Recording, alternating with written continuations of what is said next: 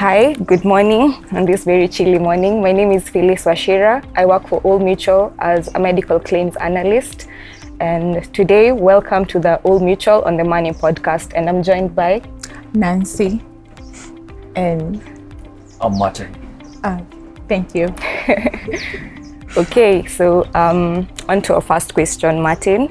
If you could go back to my age and be my age today, what's one money mistake that you will not make? Well, firstly, I don't know your age, and it's considered improper to ask a lady her age. But if I was to guesstimate, I would say, what's one thing I would do if I was in my earlier times? Probably save more, invest more.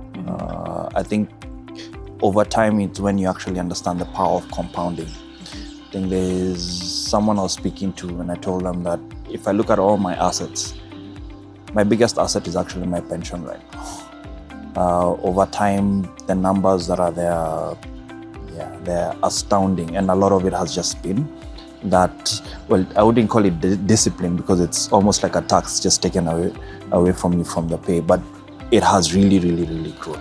And I top it up every now and then because of what I've seen it.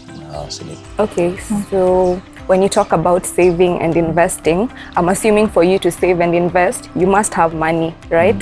Yes. And at the moment, most of the youth in Kenya are not employed. Yeah. People are struggling. You've seen guys on the street saying, we're here, we don't have jobs. So if I do not have the amount of money it takes, I don't know if there's little money and more money that you can save, but what do I do if I'm just starting out and I'd like to save?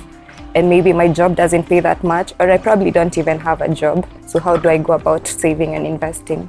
I suppose that's a tough one in that you'd want to be able to meet your basic needs before you then have room to save. But I think you can always save. It may not be that much or what you want it to be, but there's always that opportunity to pay yourself later, pay yourself forward. Invest in the future. So if you don't have a job, probably you need to invest in some skills, find a way of making income. I think life is probably much harder now than when I was starting out. Opportunities are fewer, competition is much higher, but I think there are more innovative ways to earn an income now. And whatever income you can earn, there's always that opportunity to save. Okay, thank you for that. So before I let my colleague ask you, so I have one final question for you. Sure. So in Kenya right now, financial education is not really taught in schools. So I have two questions around that. Why do you think it's not taught in our schools? And two, why do you think financial education is important for the young people? I'm not really sure what to say about why it's not taught, but it's certainly a problem that we've identified and a need that is there. Myself, I was not taught about finances when I was in school. Maybe it's driven by this is what the curriculum was, this is what our forefathers or our foremothers thought this was the best. That made sense as far as education was concerned. But it's becoming more and more relevant. You need to plan for your future. You need to have a decent income when you retire. I think a lot of our parents invested in your children. That was your retirement plan. And that is becoming more and more difficult as time goes along. So everyone needs to then plan for their own future. So that's why I believe it's important, even though it's starting now. People need to actually plan for their futures. Fair enough. Nancy? So for me, I'll have like more of a, because we've identified there's a breach in financial education to the young people. So my question will be based around what, as our financial advisor, what advice will you give now to, like, what can you do to help now breach that the financial, like the gap between the parents and the children, to help at least to bring them up having that like now the urge to do financial investments and having that know-how of financial education. Yeah, I think one is perhaps just a knowledge gap.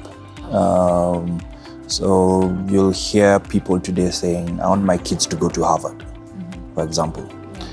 But they don't want to take that conversation forward to understand how much does it actually cost to go to Harvard, etc. And if you make that real for them and they understand, okay, fine, this is actually what it entails, they then have some sense of urgency. Okay, fine, this is what I need to save today if I'm going to meet that goal. So I think a lot of it is about getting people to understand in depth what their goals are and what it takes for them to actually achieve. Yeah. You see, the other question is, of late, yes, we know most of the people are not employed, and most of the youth are more, they're going to do, they've been going to do the farming. And what advice will you give to a local like youth who is doing farming in their village? What bridge as a mutual to bring now the financial investment and education to that person who now like they gave up and went to the village to do some farming? Okay. Like someone who is from campus and they don't have a job, they're still young, but now they ventured into farming, but now they need your financial education as a mutual to bring that bridge between them and the investment. I would say, well, one, there'll always be a need for people to eat. So farming should actually, on paper, should be a lucrative profession because you'll always have demand for it. But like I said earlier, it's whatever it is that you're earning, it's never too early to start saving. And what the biggest driver of building up wealth is actually the compounding of interest over time. So whatever little you can put away, it may not seem much in a month, a year, etc. But if you build it up over a very long period, it becomes a very significant amount. And even just that discipline as an individual, as you build it, it then gives you that habit. When you get more, you know, I'm putting away some, etc., so on and so forth. So, that's what I would say. Yeah, okay. So my last question will be, now because we identified this financial illiteracy, like now in the young people, the primary and like going lower. So what are some of the things that we are doing to now do that, to bring that bridge, like to break it? What are some of the things that you're doing?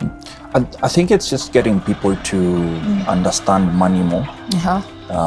So simple things like budgeting are not things we were taught in school.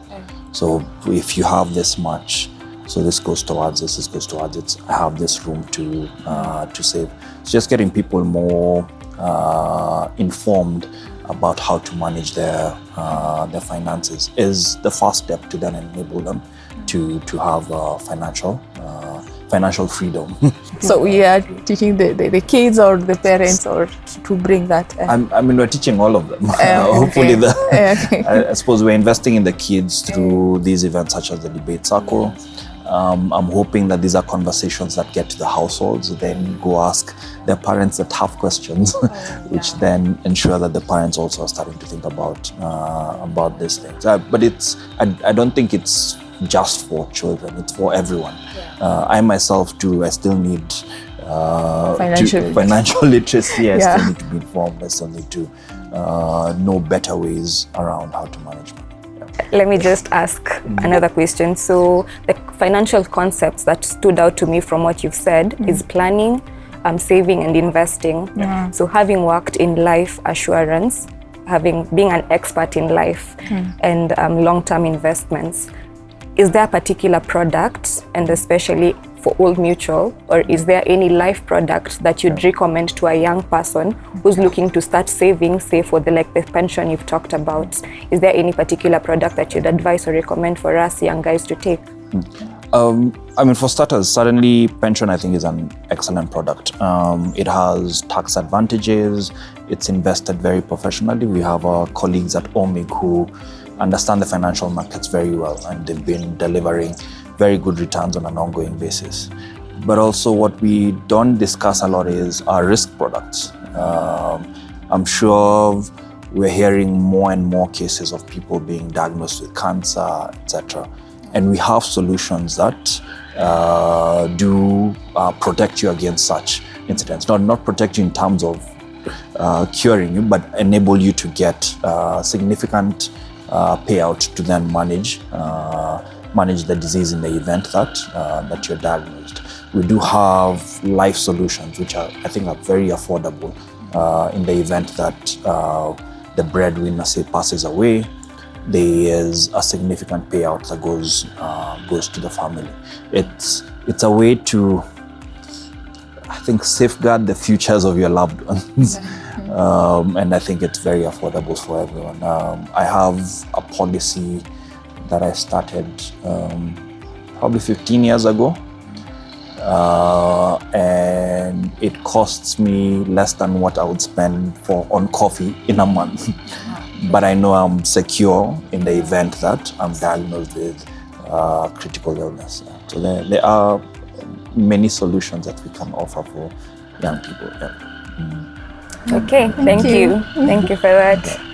As we wind up, what would you say is your key takeaway from our conversation? Investment is good and it saves you a lot, especially in emergencies. My regret will only be if only I had saved earlier as a young person.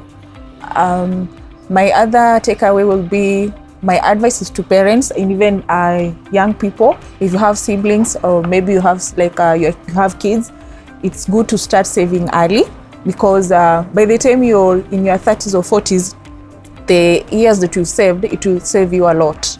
Yeah, that would be my takeaway. If only my parents did that, as early, starting saving early. Yeah. It's never too late to start. Yeah, but I did. I started. Yeah. Yourself?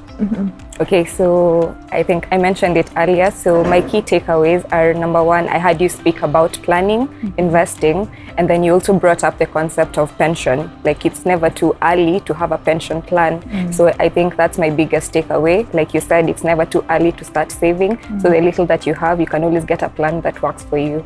Yeah, very nice.